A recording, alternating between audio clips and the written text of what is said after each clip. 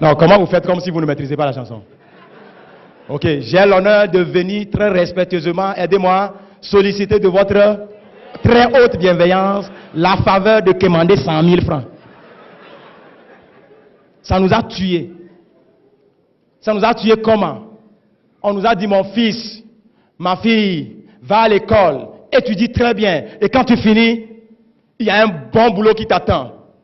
Il suffit d'écrire cette phrase sur un bout de papier, tu vas aller te déposer dans les meilleures entreprises, tu vas gagner un bon boulot, tu vas gagner un bon salaire, tu vas te marier, tu vas fabriquer de bons enfants et tu viendras prendre soin de nous. C'est ce qu'on nous, en tout cas, c'est ce qu'on nous a dit. Donc nous tous, c'est comme si le seul moyen pour gagner de l'argent, c'est d'aller à l'école, avoir un bon boulot, avoir un bon diplôme et gagner un bon boulot. Et du coup, quand on va à l'école et on a collecté ces diplômes-là, on vient, on reste à la maison et en attendant, on est en train de chercher le bon boulot. Et du coup, ça nous maintient dans ce qu'on appelle l'attentisme. On attend. Pendant ce temps, on laisse son potentiel comment? Pendant qu'on attend, le potentiel aussi fait quoi? Dort. Notre propre capacité dort. Alors qu'on a tellement de problèmes autour de nous, auxquels nous tous, nous pouvons réfléchir à apporter des solutions. Parce que monsieur Nassirou vous a dit, on libère son potentiel à travers la créativité, la capacité à créer des solutions à nos problèmes.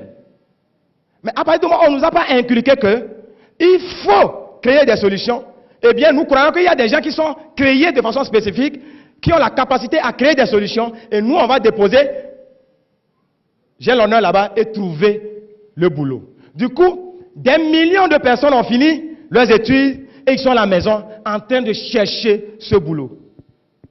Ils sont devenus des chercheurs d'emploi. Tu cherches l'emploi. Est-ce que l'emploi est perdu?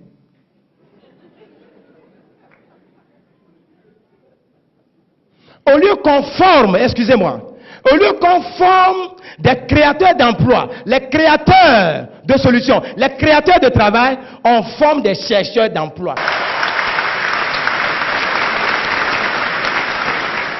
Donc du coup, beaucoup d'entre vous, les parents, vous avez dépensé des millions pour l'éducation de vos enfants, ils ont fini, ils sont revenus à la maison, ils deviennent encore une charge à la maison. Puisqu'on lui a dit, il faut trouver un bon boulot. Au lieu qu'on lui inclut qu'il a toutes les capacités, quand il finit l'école, s'il n'a pas trouvé le boulot, il n'a qu'à créer lui-même son propre boulot. Et on attend. Oh, mesdames et messieurs, quand tu attends, tes problèmes aussi t'attendent. On va dire ça ensemble. Si tu attends, ça t'attend. Notez ça. On va répéter. Si tu attends, ça t'attend. C'est-à-dire, si tu attends, ça t'attend, ça veut dire, si tu attends, tes problèmes aussi t'attendent. C'est-à-dire, si tu ne fais rien, tu vas avoir beaucoup de problèmes, tu vas avoir envie de satisfaire à tes besoins, mais tu ne peux pas, tu vas souffrir. Donc, tes problèmes aussi attendent. J'étais en Côte d'Ivoire, quand j'ai dit, si tu attends, ça t'attend, il y a un monsieur qui a dit, non, si tu attends, Satan t'attend.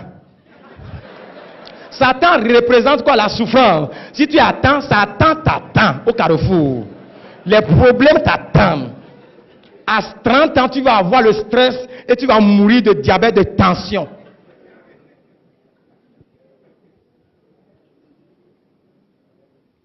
Et ça nous maintient dans quoi? La dépendance. On dépend maintenant des parents. On dépend de la seule personne qui va au boulot, il revient avec son salaire. Et le peu de salaire qui revient, nous tous on va manger. Regardez, mesdames et messieurs, nous avons eu même des parents qui n'ont jamais été à l'école, mais ils ont su gagner de l'argent pour nous envoyer à l'école.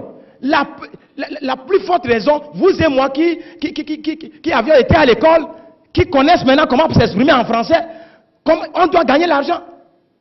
Gagner de l'argent ne doit pas être conditionné par les diplômes.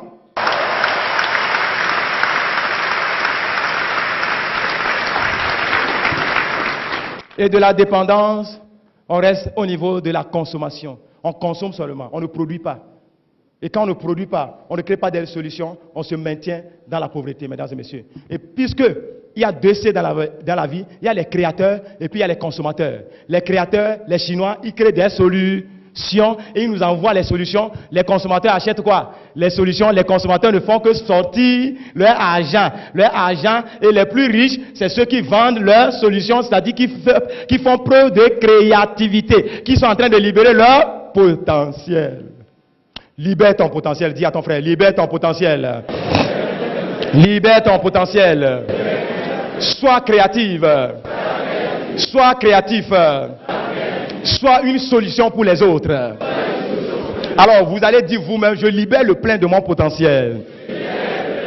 Alors, quand je vais dire top potentiel, c'est ça le nom de l'entreprise. C'est-à-dire, il faut être au top de tes capacités. Top, quand je vais dire top potentiel, tu dis, je libère le plein de mon potentiel. Top potentiel. Je libère le plein de mon potentiel. Oh non, ce n'est pas chaud, ce n'est pas chaud. C'est comme si vous aviez peur de libérer toutes vos capacités. Top potentiel. Je libère le plein de mon potentiel. Top potentiel. Je libère le plein de mon potentiel. Top potentiel. Je libère le plein de mon potentiel. Top potentiel. Je libère le plein de mon potentiel.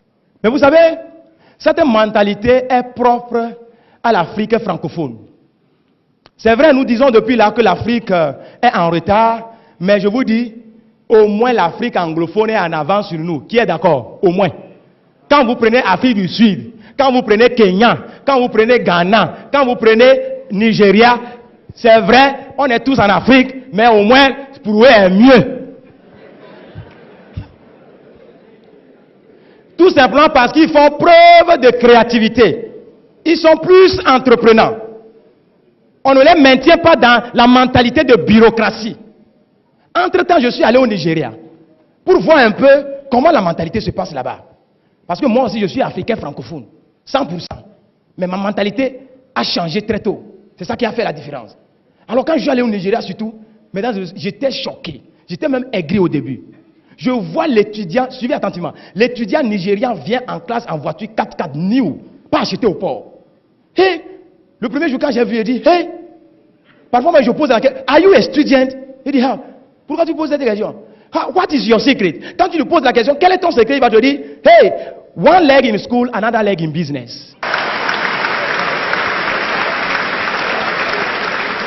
Notre mentalité ici, notre culture ici, notre philosophie, l'éducation qu'on nous a donnée très tôt, c'est qu'un pied à l'école, l'autre pied se trouve où? Dans les affaires.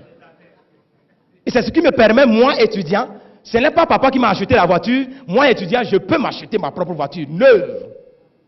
Mais chez nous ici, quelle est la mentalité? Two legs in school, bien collés, c'est-à-dire 2 pieds à l'école, bien collés. À la fin des études, les two legs reviennent aussi à la maison, bien collés à la maison. On regarde la télévision, on mange, on insulte les parents, on insulte les présidents. On croit que c'est eux qui ont fait quelque chose. Maintenant, l'anglophone, quand il a fini ses études, étant donné que l'habitude est une seconde nature, s'il cherche l'emploi et il trouve cet emploi, il le fait très bien. Parce qu'il se dit, ça c'est ma contribution en tant que fonctionnaire pour le développement de ma nation. Il le fait très bien. S'il est ingénieur en informatique, ingénieur en cours, il le fait très bien, mais il fait toujours one leg in office, another leg in business. C'est ce qui lui permet de ne pas faire trop de prêts et construire sa maison, acheter sa voiture, s'occuper de ses enfants sans avoir les soucis financiers. Mais revenons chez nous, en Afrique francophone. Quand on a écrit j'ai l'honneur plus de 1000 fois, personne n'a répondu. Le jour où on gagne ce boulot, praise the Lord. Alléluia. Two legs in office, bien collés in office. Quand on finit, les two legs reviennent à la maison, bien collés. On regarde la télévision, on mange un peu. Vous savez, là où nous on est puissant en termes de libération de notre potentiel, c'est notre potentiel sexuel. Quand on finit de manger, on regarde les journaux. Tout ce qu'on dit dans les journaux, c'est la négativité. On est énervé encore. On va se coucher, on libère son potentiel sexuel sur la femme. Nos femmes en Afrique francophone sont tellement fécondes, elles attrapent rapidement, elles fabriquent beaucoup d'enfants. Et quand on fabrique beaucoup d'enfants, les conséquences, c'est que les charges s'augmentent. Quand les charges s'augmentent, le matin, on se réveille, on est énervé, on court, on va au bureau, on revient le soir, on regarde la télévision, on mange un peu. Quand on est stressé, le seul endroit où on peut libérer son stress, c'est sur la femme. On libère encore, la femme attrape, on fabrique encore plus d'enfants, on va au bureau, on revient le soir, on regarde la télévision, on mange un peu, on libère encore, la femme attrape. Au lieu de dire un peu non, les femmes aussi attrapent seulement. Et on a fabriqué tellement d'enfants, les charges ont augmenté, papa est stressé, actuellement il a 30 ans, mais il a tension, il a diabète, lui seul. C'est ça l'Afrique francophone, mesdames et messieurs.